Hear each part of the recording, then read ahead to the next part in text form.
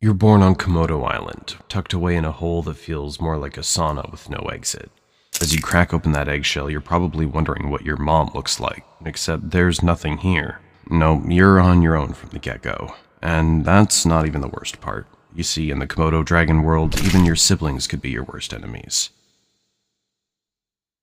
You might be lucky enough to be the first one to hatch, so before you even think about taking your first breath, you've got to get the heck out of there fast. Scramble up the nearest tree like your life depends on it, because it quite literally does.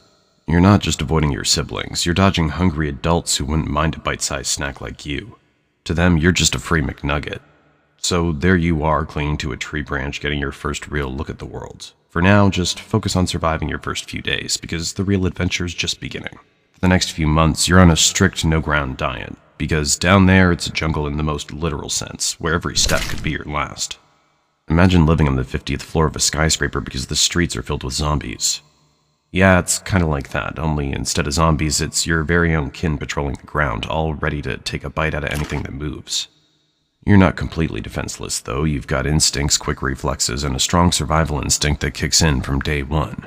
Plus, you've inherited a handy little trick, the art of camouflage.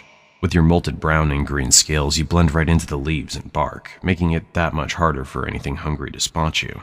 Think of it as your very own invisibility cloak, but instead of dodging wizards and Hogwarts, you're avoiding becoming someone's lunch. At this stage, your life is all about survival 101. Find food, stay hidden, and whatever you do, don't fall out of the tree. Your diet's about as varied as a college student's during finals week, whatever you can scavenge or catch, from insects and small lizards to the occasional bird that's too slow for its own good. Every meal's a victory, and every day you avoid becoming a meal is an even bigger win. But don't get too comfortable in that tree, because soon you're going to have to face the real world down below. And trust me, that's when things really start to get interesting. You're no longer that helpless hatchling clinging to a branch for dear life. Now you're ready to start exploring the wild world of Komodo Island. Your first few steps on solid ground are like a toddler taking their first wobbly steps, except in your case, the stakes are a bit higher. Every rustle in the bushes could be a potential meal or a threat, and your senses are on high alert. It's basically hardcore Minecraft, but in real life. Now, in most animal worlds, this would be the part where mom swoops in to show you the ropes, but as we've established, Komodo moms aren't exactly the nurturing type. Instead, you're left to figure out things on your own, and that means a lot of trial and error. Your days are filled with mini-missions, stalking unsuspecting critters, practicing your stealth moves, and trying not to end up on the menu of a bigger predator. It's all part of the learning curve, and you're slowly but surely getting the hang of it. At first, your hunts are more hide-and-seek than stealthy predator. You'll spend hours lying in wait, trying to blend in with the underbrush, your heart pounding like a drum as you watch a potential meal scuttle by. Or get swept up by a much more experienced dragon. Show off. But when you finally nail that first successful hunt, it's like winning the lottery of lizards and rats. As you grow, so does your confidence. You're exploring further from your original tree, pushing boundaries, and generally acting like the reptilian version of a rebellious teenager. Each day you become a little more daring, a little more skilled, and a lot less likely to end up as someone else's dinner. But it's not all smooth sailing. Remember those siblings you escaped from at birth? They're still around, and now it's time for some good old-fashioned sibling rivalry. And the prize is, well, not dying. As you transition from Komodo teen to adulthood, you start to realize that the world is both bigger and smaller than you once thought. The island is vast, but it's also crowded with other dragons, each staking their claim to the best hunting grounds.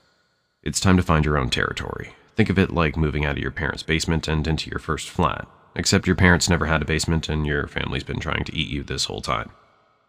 Finding territory is like trying to score the last available seat at a sold-out concert. It takes luck, strategy, and probably a scuffle or two. You'll roam across Komodo Island, covering miles of rugged terrain, scanning for that perfect spot. Once you find a potential territory, the real challenge begins. Making it yours.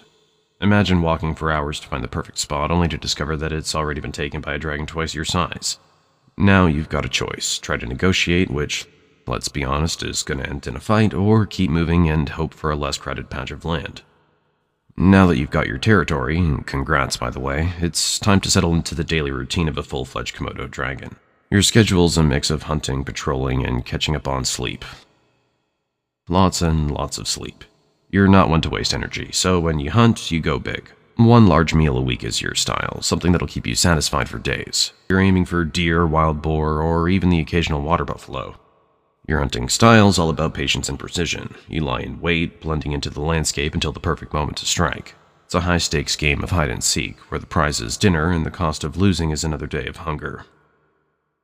But when you do succeed, it's worth the wait. You'll feast like a king and then slip into a food coma that'll make a Thanksgiving nap look like a quick power snooze.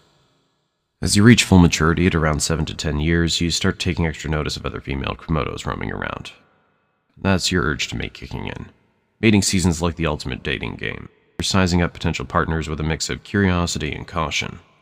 For male dragons, the competition's fierce. You've got to prove your worth to the ladies, and that means showing off your strength, size, and survival skills.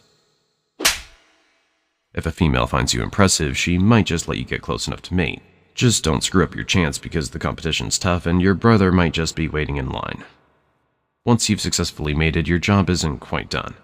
If you're a female, you'll lay your eggs in a carefully selected spot, burying them deep to protect them from predators. After that, it's back to a solitary life, leaving the next generation to fend for themselves just like you did.